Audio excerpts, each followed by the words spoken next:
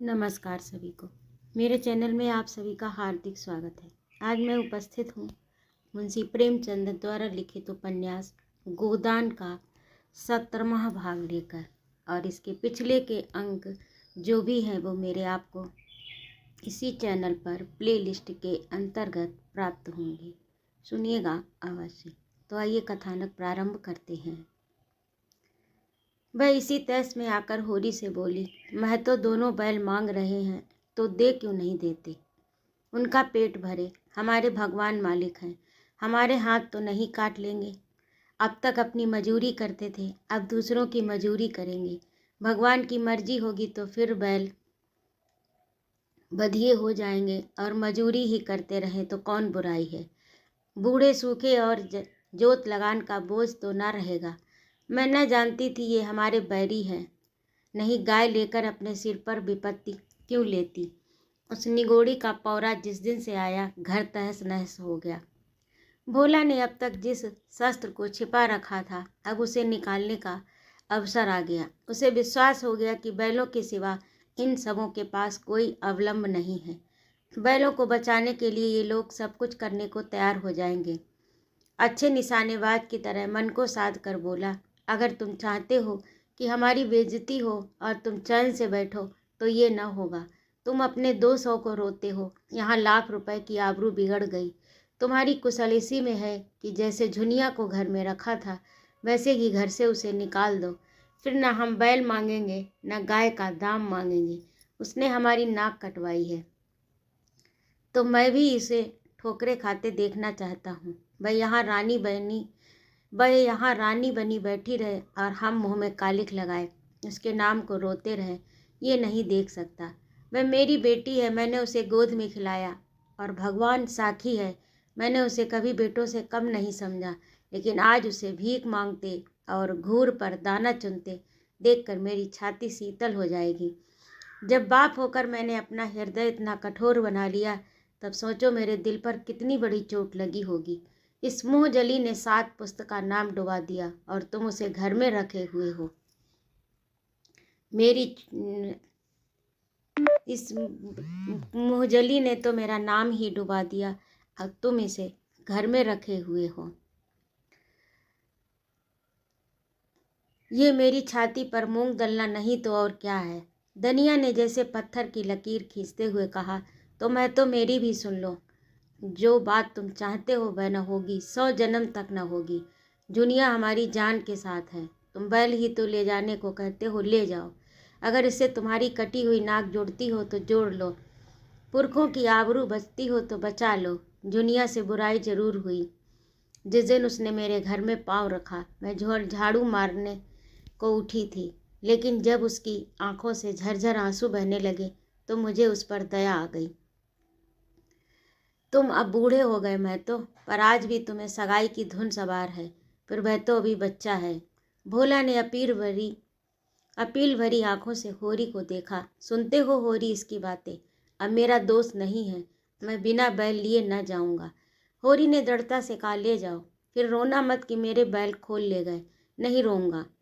भोला बैलों की पगहिया खोल ही रहा था कि झुनिया चकतियोंदार साड़ी पहने बच्चे को गोद में लिए बाहर निकल आई और कंपित स्वर में बोली, काका लो, मैं इस घर से निकल जाती हूँ और तुम्हारी जैसी मनोकामना है उसी तरह भीख मांगकर अपना और बच्चे का पेट पालूंगी, और जब भीख न मिलेगी तो कहीं डूब मरूंगी।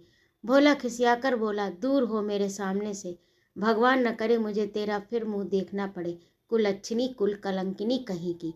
अब तेरे लिए डूब मरना ही उचित है।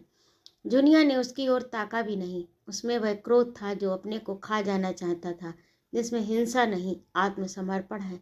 धरती इस वक्त मुंह खोलकर उसे निगल लेती तो वह कितना धन्य मानती उसे। उसने आगे कदम उठाया, लेकिन वह 2 कदम भी न गई थी कि धनिया ने दौड़कर उसे पकड़ लिया और हिंसा भरे स्नेह से बोली, तू कहाँ जाती है बहू, चल घर में, ये तेरा घर है, हमारे जीते भी और हमारे मरने के बाद भी।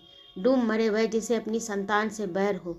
इस भले आदमी को मुंह से ऐसी बात कहते लाज नहीं आती, मुंह पर धौंस जमाता है, नीच। ले जा बैलों का रकत भी। जुनिया रोती हुई बोली, अम्मा जब आप अपना बाप होके मुझे धिक्कार रहा है तो मुझे डूब ही मरने दो। अम्मा, जब अपना बाप होके मुझे धिक्कार रहा है तो मुझे डूब ही मरने दो। मुझ अभागिन के कारण तो तुम्हें दुख ही मिला। जब से आई तुम्हारा घर मिट्टी में मिल गया। तुमने इतने दिन मुझे जिस प्रेम से रखा माँ भी न रखती। भगवान मुझे फिर जन्म दे तो तुम्हारी कोख से दे, ये मेरी अभिलाषा है।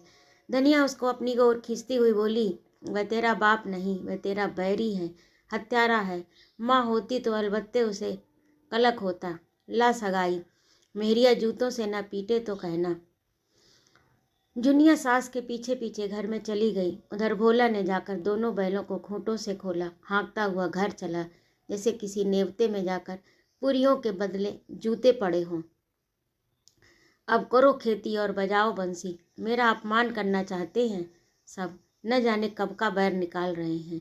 नहीं, ऐसी लड़की को कौन भला अपने घर में आदमी रखेगा? कौन आदमी भला अपने घर में रखेगा? सबके सब बेशरम हो गए। लौंडे का कहीं ब्याह ना होता था इसी से। और इस राण झुनिया की ढिठाई देखो कि आकर मेरे सामने खड़ी हो गई। दूसरी लड़की होती तो मुंह ना दिखाती। आग का पानी मर गया। सब के सब दुष्ट और मूर्ख हैं। समझते हैं दुनिया अब हमारी हो गई। ये नहीं समझते जो अपने बाप के घर न रही वह किसी के घर नहीं रहेगी। समय खराब है, नहीं बीच बाजार में उस चुड़ैल धनिया के झोंटे पकड़कर घसीटता। मुझे कितनी गालियां देती थी, फिर भी उसने दोनों बैलों को देखा। कितने तैयार हैं, अच्छी जोड़ी है। जहाँ चाहूँ 100 रुपये में बेच सकता हूँ। मेरे 80 रुपये खरे हो जाएंगे। अभी वह गांव के बाहर भी न निकला था कि पीछे से दाता दीन, पटेश्वरी, शोभा, 10-20 आदमी दौड़े आते दिखाई पड़े।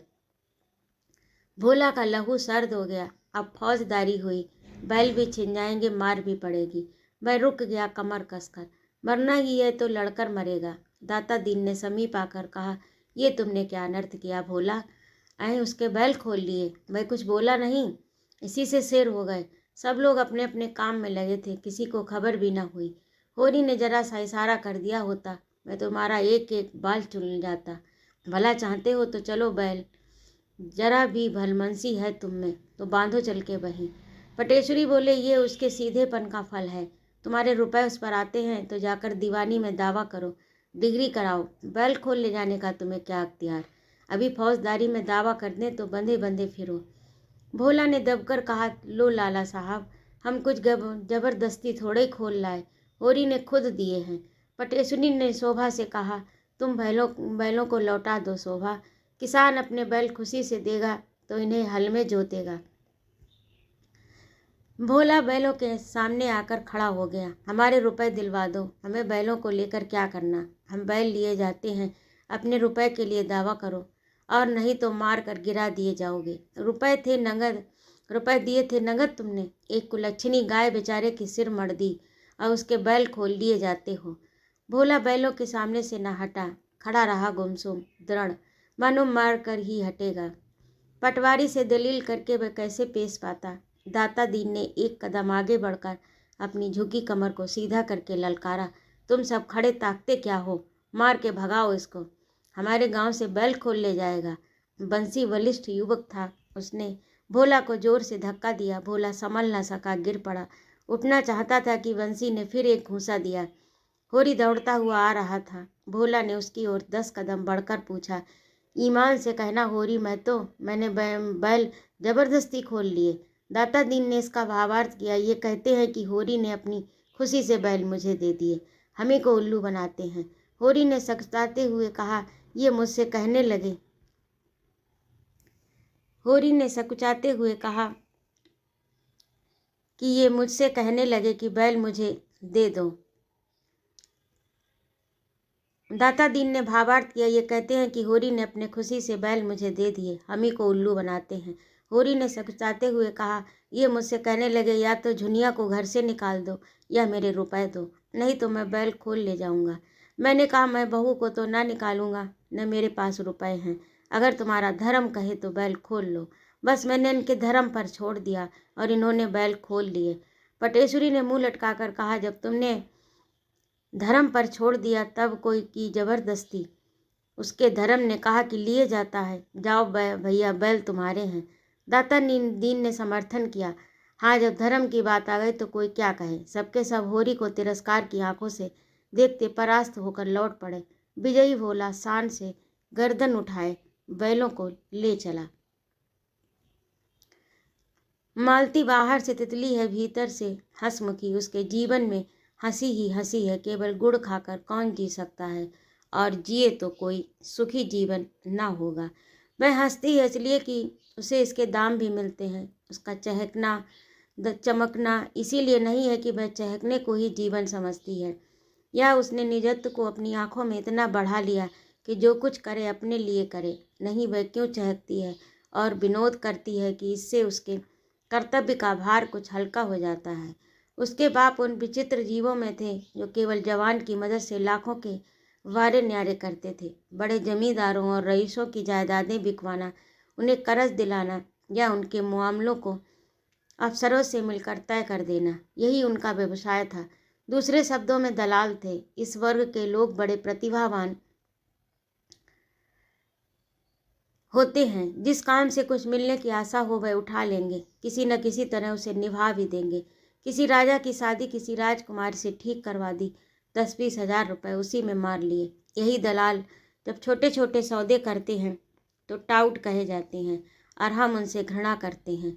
बड़े बड़े काम करके वही टाउट राजाओं के साथ शिकार खेलता है, गवर्नरों की मेज पर चाय पीता है। मिस्टर कॉल उन्हीं भाग्यवानों में से थे। उनके 3 लड़कियां ही लड़कियां थीं। उनका विचार था कि तीनों को इंग्लैंड भेजकर शिक्षा के शिखर पर पहुंचा दे। अन्य बहुत से बड़े आदमियों की तरह उनका भी ख्याल था कि इंग्लैंड में शिक्षा पाकर आदमी कुछ और हो जाता है। शायद वहाँ के जलवायु में बुद्धि को तेज कर देने की कोई शक्ति है, मगर उनकी ये कामना 1/3 से ज़्यादा पूरी न हुई। मालती इंग्लैंड में ही थी कि उन पर फालिज गिरा और बेकाम कर गया। अब बड़ी मुश्किल से 2 आदमियों के सहारे उठते बैठते थे। जबान तो बिल्कुल बंद हो गई। जब जबान ही बंद हो गई तो आमदनी भी बंद हो गई।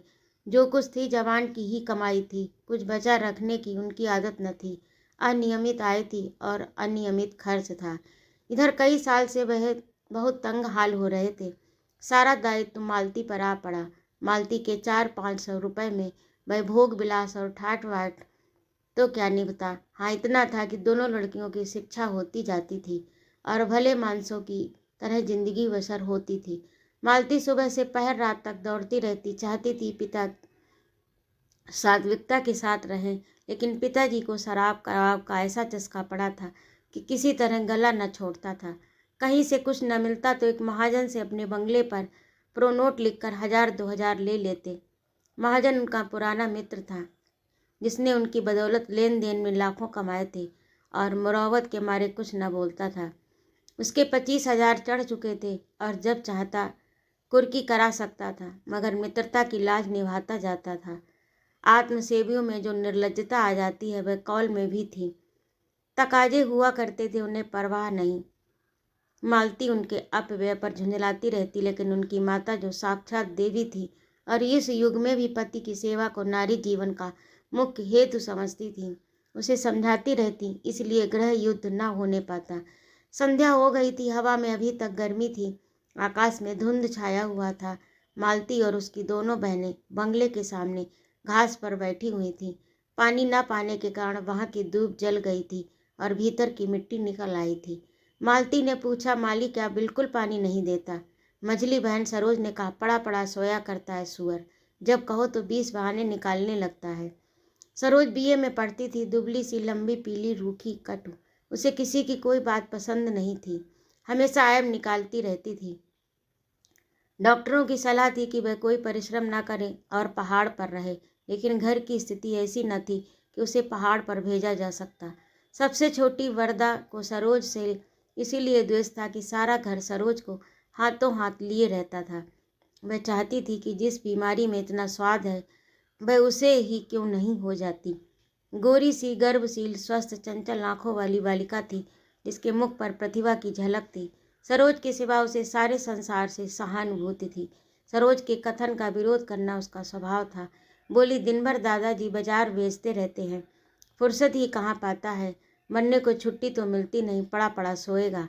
सरोज ने डांटा, दादाजी उसे कब बाजार भेजते हैं री, झूठी कहीं की। रोज भेजते हैं, रोज।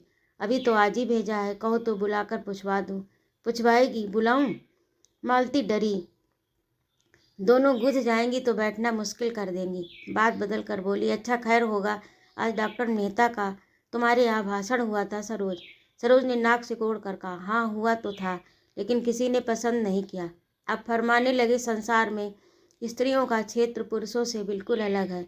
स्त्रियों का पुरुषों के क्षेत्र में आना इस युग का कलंक है।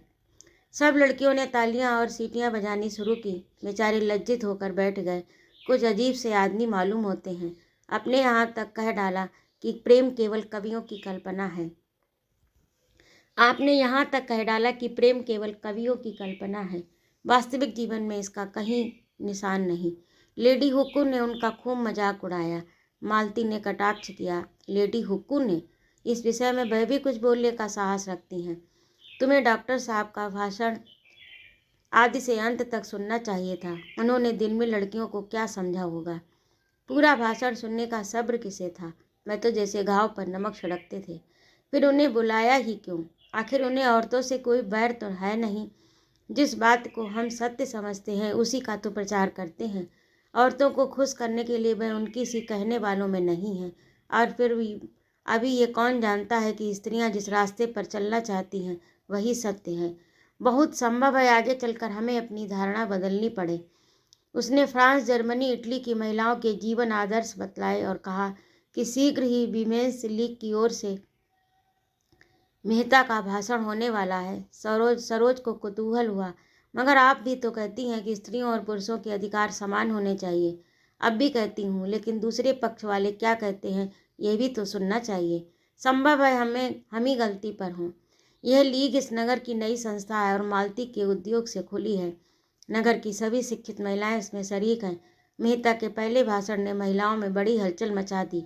लीग ने निश्चय किया था कि उनका खूब दंदा शिकन जवाब दिया जाए। मालती ही पर यह भार डाला गया था। मालती कई दिन तक अपने पक्ष के समर्थन में युक्तियां और प्रमाण खोजती रहीं। और भी कई देवियां अपने भाषण लिख रही थीं। उस दिन जब मेहता शाम को लीग के हाल में पहुंचे तो जान पड़ता था कि हाल फट जाएगा। उन्हें गर्व हुआ उनका भाषण सुनने के लिए इतना उत्साह, और वह उत्साह केवल मुख पर और आंखों में न था। आज सभी देवियां सोने और रेशम से लदी हुई थीं, मानो किसी बारात में आई हों। मेहता को परास्त करने के लिए पूरी शक्ति से काम लिया, और ये कौन कह सकता है कि जगमगाहट शक्ति का अंग नहीं है। मालती ने तो आज के लिए नए फैशन की साड़ी निकाली थी, नए काट के जंपर बनवाए थे और रंग रोगन फूलों से खूब सजी हुई थी, मानो उनका विवाह हो रहा हो। वीमेंस लीग में इतना समारोह और कभी न हुआ था। डॉक्टर मेहता अकेले थे, फिर भी देवियों के दिल कांप रहे थे। सत्य की एक चिंगारी असत्य के एक पहाड़ को भस्म कर सकती है। सत्य की एक चिंगारी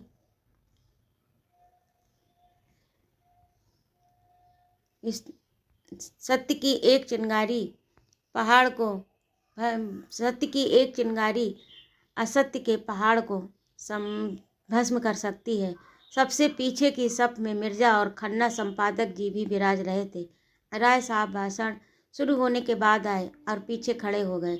मिर्जा ने कहा, आ जाइए, आप भी खड़े कब तक रहिएगा। राय साहब बोले, नहीं भाई, यहाँ मेरा दम घुटने लगेगा तो मैं खड़ा होता हूँ, आप बैठिए। राय साहब ने उनके कंधे दबाए। तकल्लुफ नहीं, बैठे रहिए, मैं थक जाऊंगा तो आपको उठा दूंगा और बैठ जाऊंगा। अच्छा मिस मालती सभा नेत्री हुई, खन्ना साहब कुछ इनाम दिलवाइए। खन्ना ने रोनी सूरत बनाकर कहा, अब मिस्टर मेहता पर ही निगाह है। मैं तो गिर गया। मिस्टर मेहता का भाषण शुरू हुआ। देवियों, जब मैं इस तरह आपको संबोधित किया करता हूँ तो आपको कोई बात खटकती नहीं। आप इस सम्मान को अपना अधिकार समझती हैं, लेकिन आपने किसी महिला को पुरुषों के प्रति देवता का व्यवहार करते सुना है? उसे आप देवता कहें तो वह समझेगा कि आप उसे बना रही हैं। आपके पास दान देने के लिए दया है, श्रद्धा है, त्याग है। पुरुष के पास दान के लिए क्या है? वह देवता नहीं, लेवता है। वह अधिकार के लिए हिंसा करता है, संग्राम करता है, कलह करता है। तालियां बजी। राय साहब ने कहा, औरतों को खुश करने का इसने कितना अच्छा ढंग निकाला। बिजली संपादक को बुरा लगा। कोई नई बात नहीं, मैं कितनी बार ये भाव व्यक्त कर चुका हूँ। मेहता आगे बढ़े, इसीलिए जब मैं देखता हूँ कि हमारी उन्नत विचार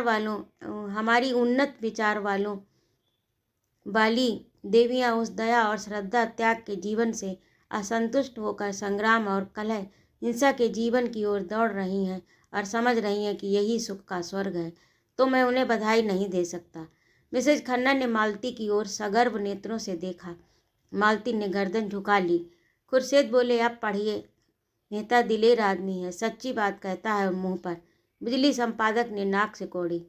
अब वह दिन लद गए जब देवियां इन चकमों में आ जाती थीं। उनके अधिकार हड़पते जाओ और कहते जाओ, आप तो देवी है, लक्ष्मी है, माता है। मेहता आगे बढ़े। स्त्री को पुरुष के रूप में पुरुष के कर्म में रत देखकर मुझे उसी तरह वेदना होती है जैसे पुरुष को स्त्री के रूप में स्त्री के कर्म करते देखकर। मुझे विश्वास है ऐसे पुरुषों को आप अपने विश्वास और प्रेम का पात्र नहीं समझती, और मैं आपको विश्वास दिलाता हूँ कि ऐसी स्त्री भी पुरुष के प्रेम और श्रद्धा का पात्र नहीं बन सकती। खन्ना के चेहरे पर दिल की खुशी चमक उठी। राय साहब ने चुटकी ली। आप बहुत खुश हैं खन्ना जी। खन्ना बोले, मालती मिले तो पूछूं, अब कहिए। मेहता आगे बढ़े। मैं प्राणियों के विकास में स्त्री के पद को पुरुषों के पद से श्रेष्ठ समझता हूँ, उसी तरह जैसे प्रेम और त्याग श्रद्धा को हिंसा, संग्राम और कलह से श्रेष्ठ समझता हूँ। अगर हमारी देवियाँ सृष्टि और पालन के देव मंदिर से हिंसा और कलह के दानव क्षेत्र में आना चाहती हैं तो उससे समाज का कल्याण न होगा। मैं इस विषय में दृढ़ हूँ। पुरुष ने अपने अभिमान में अपनी दानवी कीर्ति को अधिक महत्व दिया। वह अपने भाई का स्वत्व छीन कर उसका रक्त बहाकर समझने लगा कि उसने बहुत बड़ी विजय पाई। जिन शिशुओं को देवियों ने अपने रक्त से सिरजा पाला, उन्हें बम और मशीन गन, सहस्त्रों टैंकों का शिकार बनाकर वह अपने को विजेता समझता है। और जब हमारी ही माताएं उनके माथे पर केसर का तिलक लगाकर उसे अपनी आशीषों का कवच पहनाकर हिंसा क्षेत्र में भेजती हैं, तो आश्चर्य है कि पुरुष ने विनाश को ही संसार के कल्याण की वस्तु समझा और उसकी हिंसा प्रवृत्ति दिन दिन बढ़ती गई। आज हम देख रहे हैं कि ये दानवता प्रचंड होकर समस्त संसार को रौंदती, प्राणियों को कुचलती, हरी भरी खेतियों को जलाती, गुलजार बस्तियों को वीरान करती जाती है। देवियों, मैं आपसे पूछना चाहता हूँ, क्या आप इस दानवशीलता में सहयोग देकर इस संग्राम क्षेत्र में उतरकर संसार का कल्याण करेंगी? मैं आपसे विनती करता हूँ, नाश करने वालों को अपना काम करने दीजिए। आप अपने धर्म का पालन किए जाइए। खन्ना बोले, मालती की तो गर्दन नहीं उठती। राय साहब ने इन विचारों का समर्थन किया। मेहता कहते तो यथार्थी हैं। बिजली से संपादक बिगड़े, मगर कोई नई बात तो नहीं है। नारी आंदोलन के विरोधी इन्हीं उटपटांग बातों की शरण लिया करते हैं। मैं इसे मानता ही नहीं। त्याग और प्रेम से संसार ने उन्नति की है। संसार ने उन्नति की पौरुष से, पराक्रम से, बुद्धिबल से, तेज से। खुर्शीद ने कहा, अच्छा सुनने दीजिए या अपनी ही गाए जाइएगा। मेहता का भाषण जारी था। देवियों, मैं उन लोगों में नहीं हूँ जो कहते हैं स्त्री और पुरुष में समान शक्तियाँ हैं, समान प्रवृत्तियाँ हैं, उनमें कोई भी भिन्नता नहीं। इससे भयंकर असत्य की मैं कल्पना नहीं कर सकता। यह वह असत्य है जो युग युगांतरों से संचित अनुभव को उसी तरह ढक लेना चाहता है जैसे बादल का एक टुकड़ा सूर्य को ढक लेता है। मैं आपको सचेत किए देता हूँ कि आप इस जाल में न फंसे। स्त्री पुरुष से उतनी ही श्रेष्ठ है जितना प्रकाश अंधेरे से। मनुष्य के लिए क्षमा, त्याग, अहिंसा जीवन के उच्चतम आदर्श हैं। नारी, तुम आदर्श को प्राप्त कर चुकी हो। पुरुष धर्म और आध्यात्म ऋषियों का आश्रय लेकर उस लक्ष्य पर पहुंचने के लिए सदियों से जोर मार रहा है, पर सफल नहीं हो सका। मैं कहता हूँ, उसका सारा आध्यात्म योग एक तरफ और नारियों का त्याग एक तरफ। तालियां बजी, हाल हिल उठा। राय साहब ने गदगद होकर कहा, मेहता वही कहते हैं जो उनके दिल में है। ओंकारनाथ ने टीका की, लेकिन बात अब सभी पुरानी है, सड़ी हुई। पुरानी बात भी आत्मबल के साथ कही जाती है तो नई हो जाती है।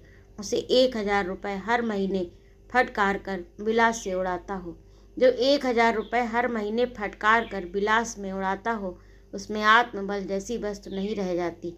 ये केवल पुराने विचारों की नारियों और पुरुषों को प्रसन्न करने के ढंग हैं। खन्ना ने मालती की ओर देखा। ये क्यों फूली जा रही हैं? इन्हें तो शर्माना चाहिए। खुर्शीद ने खन्ना को उकसाया, अब तुम भी एक तकरीर कर डालो खन्ना। नहीं, मेहता तुम्हें उखाड़ फेंकेगा। आधा मैदान तो उसने अभी मार लिया है। खन्ना खिसियाकर बोले, मेरी ना कहिए, मैंने ऐसी कितनी चिड़ियाँ फंसाकर छोड़ दी। राय साहब ने खुर्शीद की तरफ आंख मारकर कहा, आजकल आप महिला समाज की तरफ आते जाते हैं।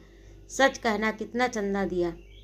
खन्ना पर झेप छा गई। मैं ऐसे समाजों को चंदे नहीं दिया करता जो कला का ढोंग रचकर दुराचार फैलाते हैं। मेहता का भाषण जारी था। पुरुष कहता है कि जितने दार्शनिक और वैज्ञानिक आविष्कारक हुए हैं वह सब पुरुष थे।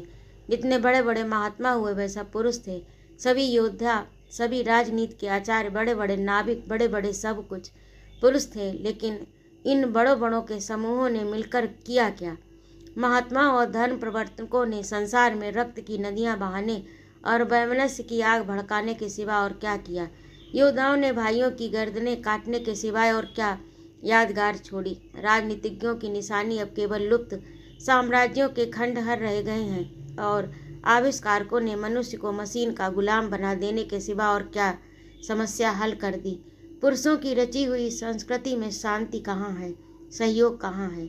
ओंकार नाथ उठकर जाने को हुए। विलासियों के मुंह से बड़ी बड़ी बातें सुनकर मेरी देह भस्म होती जाती है। खुर्शीद ने उनका हाथ पकड़कर बैठाया। आप भी संपादक जी निरे पोंगा ही रहे। अजी ये दुनिया है जिसके जी में जो आता है बकता है। कुछ लोग सुनते हैं, तालियां बजाते हैं, चलिए किस्सा खत्म। ऐसे ऐसे बेशुमार मेहते आएंगे, चले जाएंगे और दुनिया अपनी रफ्तार से चलती रहेगी। यहाँ बिगड़ने की कौन सी बात है? असत्य सुनकर मुझसे सहा नहीं जाता। राय साहब ने उन्हें और बढ़ाया।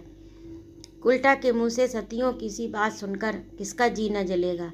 ओंकार नाथ फिर बैठ गए। मेहता का भाषण जारी था। मैं आपसे पूछता हूँ, क्या बाज को चिड़ियों का शिकार करते देखकर हंस को ये शोभा देगा कि वह मानसरोवर की आनंदमयी शांति को छोड़कर चिड़ियों का शिकार करने लगे? और अगर वह शिकारी बन जाए तो आप उसे बधाई देंगी? हंस के पास उतनी तेज चोंच नहीं है, उतने तेज चंगुल नहीं है, उतनी तेज आंखें नहीं हैं, उतने तेज पंख नहीं हैं और उतनी तेज रक्त की प्यास नहीं है। उन अस्त्रों का संचय करने में उसे सदियां लग जाएंगी। फिर वह बाज बन सकेगा या नहीं इसमें संदेह है, मगर बाज बने या न बने वह हंस न रहेगा। वह हंस जो मोती चुंगता है। खुर्शीद ने टीका की कि यह तो शायरों की सी दलीलें हैं। मादा बाज भी उसी तरह शिकार करती है जैसे नर बाज। ओंकार नाथ प्रसन्न हो गए। उस पर आप फिलासफर बनते हैं, इसी तर्क के बल पर। खन्ना ने दिल का गुबार निकाला। फिलासफर की दुम है। फिलासफर वह है जो, ओंकार नाथ ने बात पूरी की, जो सत्य से जौ भर भी न टले। खन्ना को ये समस्या पूर्ति नहीं रुची। मैं सत्य वत्य नहीं जानता। मैं तो फिलासफर उसे कहता हूँ जो फिलासफर हो सच्चा। खुर्शीद ने दाद दी। फिलासफर की आपने कितनी सच्ची तारीफ की। वाह सुभान अल्लाह। फिलासफर वह है जो फिलासफर हो, क्यों न हो। मेहता आगे चले। मैं नहीं कहता देवियों को विद्या की जरूरत नहीं और पुरुषों से अधिक। मैं नहीं कहता देवियों को शक्ति की जरूरत नहीं है और पुरुषों से अधिक। लेकिन वह विद्या और वह शक्ति नहीं जिससे पुरुष ने संसार को हिंसा क्षेत्र बना डाला। अगर वही विद्या और वही शक्ति आप भी ले लेंगी, संसार मरुस्थल हो जाएगा। आपकी विद्या, आपका अधिकार हिंसा विध्वंस में नहीं, सृष्टि और पालन में है। क्या आप समझती हैं कि वोटों से मानव जाति का उद्धार होगा या दफ्तरों में, अदालतों में जवान और कलम चलाने से? इन नकली अप्राकृतिक विनाशकारी अधिकारों के लिए आप वह अधिकार छोड़ देना चाहती हैं जो आपको प्रकृति ने दिए हैं। सरोज अब तक बड़ी बहन के अदब से जब्त किए बैठी थी। अब न रहा गया। पुकार उठी, हमें वोट चाहिए पुरुषों के बराबर। अब कई युवतियों ने हाँक लगाई, वोट वोट। ओंकार नाथ ने खड़े होकर उच्च स्वर से कहा, नारी जाति के विरोधियों की पगड़ी नीची हो। मालती ने मेज पर हाथ पटक कर कहा, शांत रहो। जो लोग पक्ष या विपक्ष में कुछ कहना चाहेंगे उन्हें पूरा अवसर दिया जाएगा। मेहता बोले, वोट नए युग का माया जाल है, मरीचिका है, कलंक है, धोखा है। उसके चक्कर में पड़कर आप न इधर की होंगी न उधर की। कौन कहता है कि आपका क्षेत्र संकुचित है, उसमें आपको अभिव्यक्ति का अवकाश नहीं मिलता। हम सभी पहले मनुष्य हैं, पीछे और कुछ। हमारा जीवन, हमारा घर, हमारी दृष्टि, हमारा जीवन हमारा घर है। वहीं हमारी सृष्टि होती है, वहीं हमारा पालन होता है, वहीं जीवन के सारे व्यापार होते हैं। अगर वह क्षेत्र परिमित है तो परिमित अपरिमित कौन सा क्षेत्र है? क्या वह संघर्ष जहाँ संगठित अपहरण है? जिस कारखाने में मनुष्य और उसका भाग्य बनता है, उसे छोड़कर आप उन कारखानों में जाना चाहती हैं जहाँ मनुष्य पीसा जाता है, जहाँ उसका रक्त निकाला जाता है। मिर्जा ने टोका, पुरुषों के जुल्म ने ही तो उनमें बगावत की है, स्पिरिट पैदा की। मेहता बोले, बेशक पुरुषों ने अन्याय किया, लेकिन उसका ये जवाब नहीं कि अन्याय को मिटाइए, लेकिन अपने को मिटाकर नहीं। मालती बोली, नारियां इसीलिए अधिकार चाहती हैं कि उनका सदुपयोग करें और पुरुषों का उनका दुरुपयोग करने से रोकें। मेहता ने उत्तर दिया, संसार में सबसे बड़े अधिकार सेवा और त्याग से मिलते हैं। वह आपको मिले हुए हैं।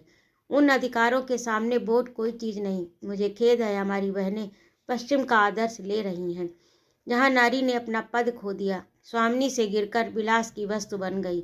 पश्चिम की स्त्री स्वच्छंद होना चाहती है, इसलिए कि वह अधिक से अधिक विलास कर सके। हमारी माताओं का आदर्श कभी विलास नहीं रहा। उन्होंने केवल सेवा के अधिकार से सदैव गृहस्थी का संचालन किया। पश्चिम में जो चीज़ें अच्छी हैं वह उनसे लीजिए। संस्कृति में सदैव आदान प्रदान होता आया है, लेकिन अंधी नकल तो मानसिक दुर्बलता का ही लक्षण है। पश्चिम की स्त्री आज गृहस्वामिनी नहीं रहना चाहती। भोग की विदग्ध व लालसा ने उसे उच्छृंखल बना दिया। वह अपनी लज्जा गरिमा को, जो उसकी सबसे बड़ी विभूति थी, चंचलता आमोद प्रमोद पर होम कर रही है। जब मैं वहाँ की सुशिक्षित बालिकाओं को अपने रूप का या भारी हुई गोल बाहों का या अपनी नग्नता का प्रदर्शन करते देखता हूँ तो मुझे उन पर दया आती है। उनकी लालसाओं ने उन्हें इतना पराभूत कर दिया कि वे अपनी लज्जा की भी रक्षा नहीं कर सकती। नारी की इससे अधिक और अधोगति क्या हो सकती है। राय साहब ने तालियां बजाईं। हाल तालियों से गूंज उठा, जैसे पटाखों की टिट्टियां छूट रही हों। मिर्जा साहब ने संपादक जी से कहा, इसका जवाब तो आपके पास भी न होगा। संपादक जी ने विरक्त मन से कहा, सारे आख्यान में इन्होंने यही एक बात सत्य कही है। तब तो आप भी मेहता के मुरीद हुए। जी नहीं, आप लोग किसी के मुरीद नहीं होते। जी नहीं, अपने लोग किसी के मुरीद नहीं होते। मैं इसका जवाब ढूंढ निकालूंगा। बिजली में देखिएगा। इसके माने ये हैं कि आप हक की तलाश नहीं करते, सिर्फ अपने पक्ष के लिए लड़ना चाहते हैं। राय साहब ने आड़े हाथों लिया। इस पर आपको अपने सत्य प्रेम का अभिमान है। इसी पर आपको अपने सत्य प्रेम का अभिमान है। संपादक जी अविचल रहे। वकील का काम अपने मुवक्किल का हित देखना है, सत्य या असत्य का निराकरण नहीं। तो यूँ कहिए कि आप औरतों के वकील हैं। मैं उन सभी लोगों का वकील हूँ जो निर्बल हैं, निस्सहाय हैं, पीड़ित हैं, बड़े बेहया हो यार। तो ये था आज का भाग। आपको कैसा लगा कमेंट करके अवश्य बताइएगा। और यदि आपको मेरा कहानी सुनाना अच्छा लगा हो तो कृपया मेरे चैनल को सब्सक्राइब अवश्य करिए, लाइक और कमेंट करिए तथा अपने मित्रों में शेयर कीजिए। और मेरे कमेंट बॉक्स में लिखिएगा कि अगला ये उपन्यास समाप्त होने के बाद आप अगला क्या सुनना चाहेंगे। धन्यवाद। जय माँ भारती।